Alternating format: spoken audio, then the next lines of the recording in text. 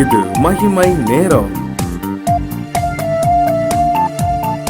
மகிமை டிவி நேயர்களுக்கு என் அன்பின் வாழ்த்துக்களை தெரிவித்துக் கொள்கிறேன். இந்த வாரம் முழுவதும் நான் தியானிக்க எடுத்துக்கொண்ட தலைப்பு மன அழுத்தத்தை மேற்கொள்வது எப்படி. இந்த மன அழுத்தம் என்றால் என்னன்னு பார்த்தோன்னா, இன்னைக்கு மனுஷரை அதிகமாக பாதித்திருக்கிற ஒரு நோய், ஒரு கொடிய நோய் அப்படின்னு பார்த்தாலே இந்த மன அழுத்தம் தான். இந்த மன அழுத்தம் வாழ்க்கையில் நமக்கு எப்படி வருதுன்னா, பல விதமான டென்ஷன்னால் நமக்கு என்ன செய்கிறது ஏற்படுகிறது. வேலையின் ஸ்தலத்தில் பார்த்திங்கன்னா, மேல் அதிகாரிகள் கொடுக்குற அதிகமான வேலை பழுவு நிமித்தமாக என்ன செய்கிறது, டென்ஷன் வருது. வீட்டுக்கு வந்தால் வீட்டில் இருக்கிற கடன் பிரச்சனைகள், போராட்டங்கள், வாழ்க்கையில் நாம் நினைக்கிறது நடக்காத காரணங்களால் என்ன செய்கிறது, நமக்கு டென்ஷன் ஏற்படுகிறது. இதனால் என்ன செய்கிறது, மன அழுத்தங்களை என்ன செய்கிறது நமக்கு தருகிறது. இந்த மன அழுத்தம் இருக்கிறனால வாழ்க்கையில் நிறைய காரியங்களை மனுஷன் மேற்கொள்ள முடியாதபடி தற்கொலைக்கு நேராக கடந்து போகக்கூட ஒரு சூழ்நிலையில் மனுஷன் வாழ்ந்து கொண்டு என்ன செய்கிறாங்க இருக்கிறாங்க. நாம் நிறைய காலகட்டத்தில் இந்த மன அழுத்தத்தை நாம் சந்தித்திருப்போம். இந்த மன அழுத்தங்கள் வரும்போது ஒரு மனிதன் மாம்சீகமாக என்னென்ன காரியங்களை அவன் தேர்ந்தெடுக்கிறான்னு பார்த்தானா, சில நேரம் நினைச்சான் தற்கொலை பண்ணிக்கிறான், இல்லை அப்படின்னா தூக்க மாத்திரை வாங்கி போட்டு தூங்குறான் அப்படின்னு நினைக்கிறான். சிலங்க மக்கள் என்ன செய்கிறாங்க, போதைக்கு அடிமையாயிருந்தாங்க.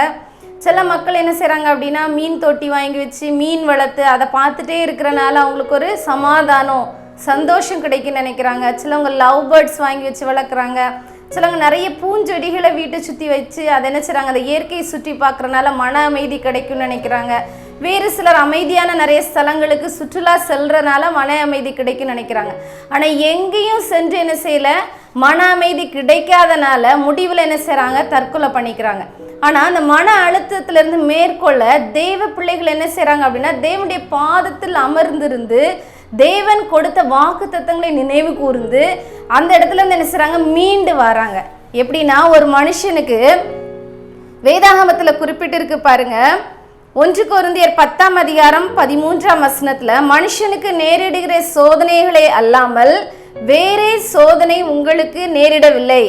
தேவன் உண்மை உள்ளவராய் இருக்கிறார். உங்கள் திராணிக்கு மேலாக நீங்கள் சோதிக்கப்படுகிறதற்கு அவர் இடம் கொடாமல் சோதனையை தாங்கத்தக்கதாக சோதனையோடு கூட அதற்கு தப்பித்து கொள்ளும்படியான போக்கையும் உண்டாக்குவார்.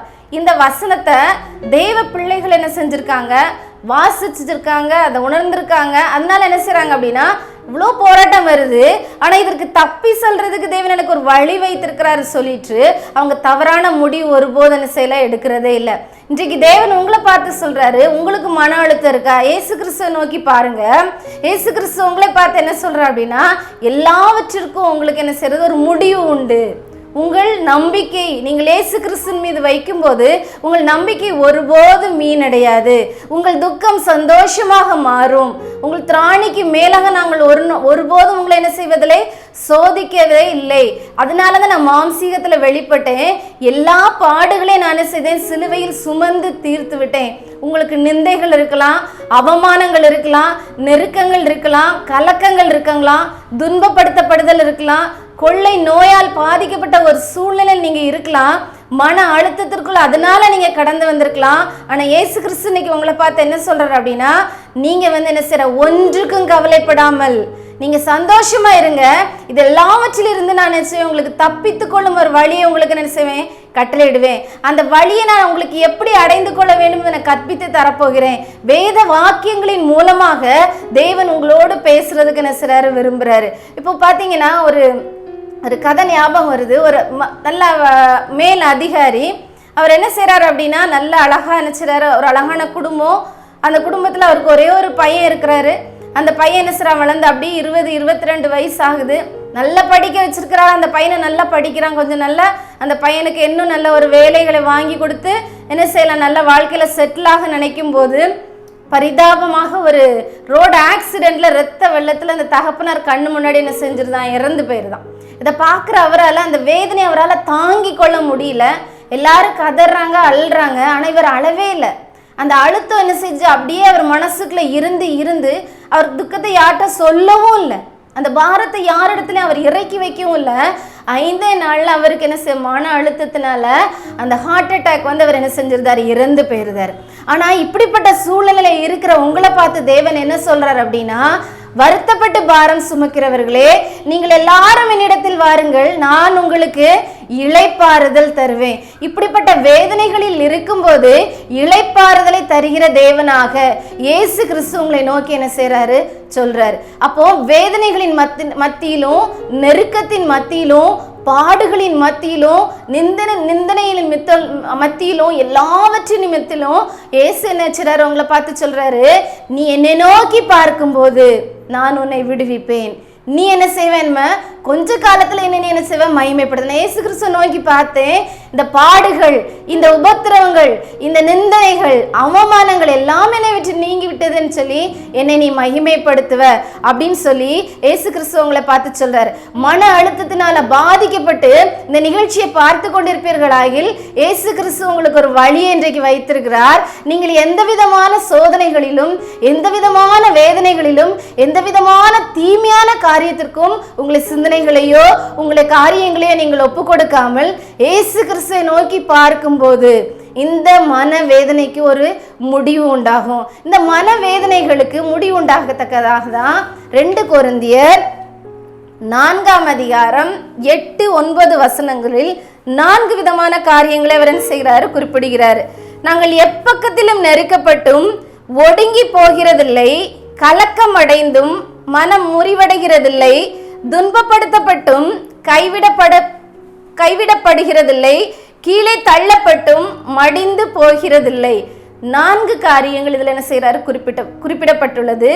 நெருக்கப்பட்டு ஒடுங்கி போகிறது இல்லை. அப்போ இயேசு கிறிஸ்து என்ன செய்றாரு, தம்மை நோக்கி பார்க்கிற பிள்ளைங்களை, வேத வசனங்களை வாசிக்கிற பிள்ளைங்களுக்கு வழியை கற்றுக் கொடுக்க. நீ நெருக்கப்பட்டு இருக்கிறியா என் பிள்ளையே, நீ ஒருபோதும் ஒடுக்கப்பட்டு போவதில்லை.